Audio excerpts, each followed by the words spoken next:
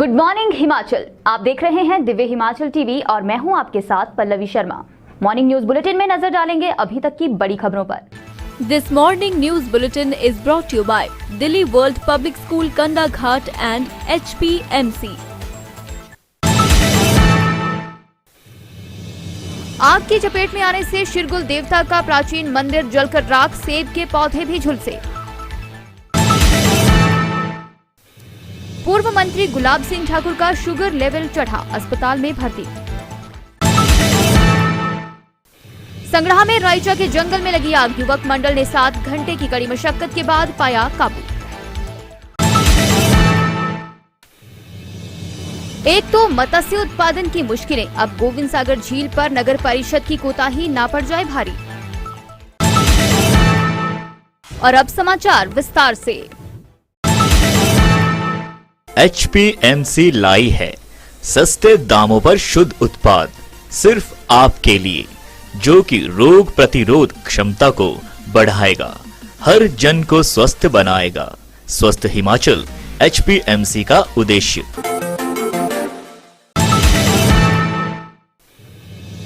नेरबा तहसील की ग्राम पंचायत चैंजन में आग की चपेट में आने से शिरगुल देवता का प्राचीन मंदिर जलकर राख हो गया तथा ग्रामीणों के सेब के 800 फलदार पौधे भी झुलस गए। पंचायत प्रधान हेतराम कैंथला ने बताया, चिनोक गांव के समीप घासनी में लगी आग हवा चलने से इस कद्र प्रचंड हो उठी कि इसने गांव में बने शिरगुल मंदिर को अपनी चपेट में ले लिया। आग इतनी प्रचंड हो चुकी थी कि किसी को भी इसे बुझाने का मौका नहीं मिला और देखते ही देखते मंदिर सहित उसमें स्थापित शिरगुल देवता की मूर्ति और उसमें रखा सारा सामान राख के ढेर में तब्दील हो गया। इसके साथ ही घासनी के समीप ग्रामीणों के सेब के 800 फलदार पौधे भी आग की चपेट में आने से झुलस गए। तहसीलदार नेरवा जगपाल ने बताया, पटवारी ने आग से हुए नुकसान की रिपोर्ट विभाग को भेज दी है। प्रभावितों को जल्द ही सरकारी सहायता मैनुअल आधार पर दी जाएगी। भाजपा के वरिष्ठ नेता व पूर्व लोक निर्माण मंत्री गुलाब सिंह ठाकुर का एक बार फिर शुगर लेवल बढ़ने से उन्हें जोगिंद्रनगर अस्पताल में भर्ती होना पड़ा है। डॉक्टरों के अनुसार वे पहले से ठीक हैं और उनकी रिपोर्ट्स भी सही आई हैं, लेकिन एहतियातन उन्हें अस्पताल में भर्ती किया गया है। डॉक्टरों की टीम पूरी नजर बनाए हुए है, शीघ्र ही उन्हें अस्पताल से छुट्टी हो जाएगी। उपमंडल संगड़ाह के अंतर्गत आने वाले रायचा के जंगल में लगी आग पर स्थानीय युवाओं ने लगातार 7 घंटे की कड़ी मशक्कत के बाद आखिरकार काबू पा ही लिया। युवक मंडल रायचा के पदाधिकारी जयपाल सहित 1.5 दर्जन के करीब युवाओं ने रविवार शाम करीब 5 बजे जंगल में लगी आग को पत्तियों और हरी डालियों से बुझाने की कोशिश की, मगर तेज हवाओं व खुद के जलने का जोखिम होने के चलते आसानी से आग पर काबू नहीं पाया जा सका। इसके बावजूद उन्होंने हिम्मत नहीं हारी और आखिरकार रात करीब 12:30 बजे आग बुझाकर ही घर लौटे। रविवार देर शाम लगी इस आग को बुझाने में मदद के लिए पहले ग्रामीणों ने पुलिस प्रशासन व वन विभाग से संपर्क किया, मगर कोई फायदा नहीं हुआ। मौके पर पहुंचे 2 वन रक्षक जहां आग प्राइवेट जंगल में लगने की बात कहकर लौट गए, वहीं पुलिसकर्मी युवक मंडल सलाहकार सुरेंद्र सिंह का बयान लेकर लौट आए। Delhi world public school Chail road Kandaghat Solan. The Delhi World Public School, with 96 branches all over India and abroad under the aegis of Delhi World Foundation, is located in Solan district in Kandaghat in Himachal Pradesh on Chayal Road, is easily reachable from the major cities. The school nestles between 2 hills, with its pristine beauty, with a sparkling stream flowing on one side, adorned with rich vegetation, green fields and lush green trees. The school is a senior secondary school affiliated with CBSE board, with all 3 streams available: science, commerce and humanities.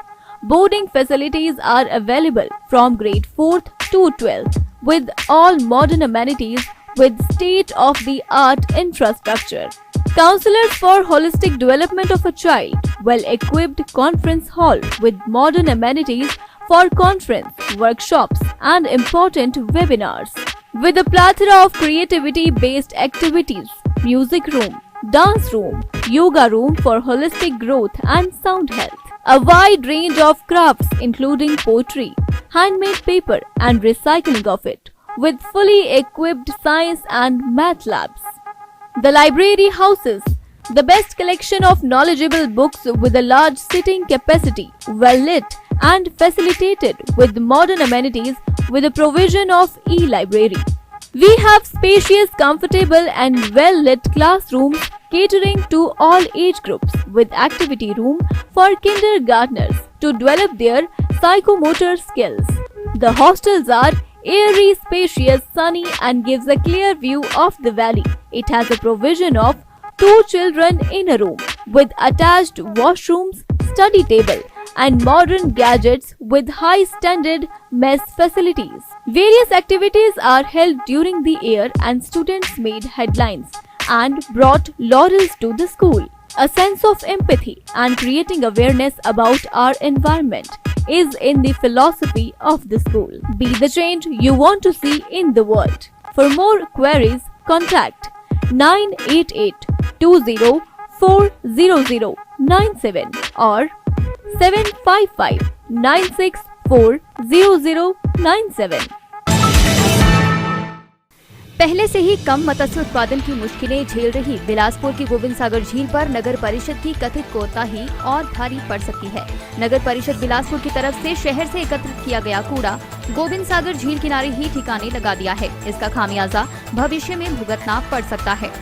पहले से ही गोविंद सागर झील में जहां मत्स्य उत्पादन प्रभावित हुआ है, वहीं शहर का कूड़ा मिट्टी के ढेरों में दबा दिया गया है, जो कि आगामी दिनों में गोविंद सागर झील का जलस्तर बढ़ने से झील में मिल जाएगा। ऐसे में ये कथित कोताही भारी पड़ सकती है। एक तरफ जहां इससे पर्यावरण को नुकसान होगा, वहीं दूसरी तरफ झील की सुंदरता को भी ग्रहण लगेगा, जिसके चलते इस तरफ उचित कदम उठाए जाने की आवश्यकता है। जानकारी के अनुसार नगर परिषद की तरफ से वर्तमान में शहर का एकत्रित गीला कूड़ा घुमारवी भेजने की व्यवस्था की गई है। वहीं सूखा कूड़ा एसीसी सीमेंट कंपनी को भेजा जाता है। वहीं लंबे समय से नगर परिषद बिलासपुर की डंपिंग साइट बंद पड़ी है, लेकिन इसके बावजूद शहर में एकत्रित कूड़ा ठिकाने लगाने की व्यवस्था नहीं की गई है। उधर अधिवक्ता सुमन ठाकुर ने कहा कि प्रशासन सरकार को नगर परिषद की तरफ से झील किनारे पर ठिकाने लगाए गए कूड़े के ढेर के मसले को गंभीरता से लेना चाहिए, ताकि झील का जलस्तर बढ़ने पर ये कूड़े का ढेर पानी में ना मिले। हाँ, जो इनका पिछले काफ़ी समय से करीब 6 महीने का कूड़ा था, उसको इस साइट में खड्डा खोदा और वहाँ डंप कर दिया और उसके ऊपर से मिट्टी फेंक दी। अब बरसात आएगी, बरसात के मौसम में फिर ये कूड़ा जो है, ये मिट्टी क्योंकि इन्होंने इस तरीके से डंप नहीं की है कि ये यहीं दबा रह जाएगा, इस सारा कूड़ा झील में जाएगा। इससे झील का जो इकोलॉजिकल या जो मैरीन कल्चर है, जो एक्वा कल्चर है, यहाँ का मछली उत्पादन है या दूसरी जो चीज़ें हैं, वो सारे उसके ऊपर एडवर्स इम्पैक्ट पड़ेगा। तो कहने का मतलब ये है कि आप इन्वायरमेंट के साथ इतना बड़ा खिलवाड़ कर रहे हैं। और मैं कहूँगा कि ये NGT नेशनल ग्रीन ट्रिब्यूनल, मैंने पहले भी कहा था कि उसकी सॉलिड वेस्ट मैनेजमेंट 2016 की गाइडलाइंस हैं कि विद इन 3 ईयर्स आपको प्रोसेसिंग यूनिट बनानी पड़ेगी।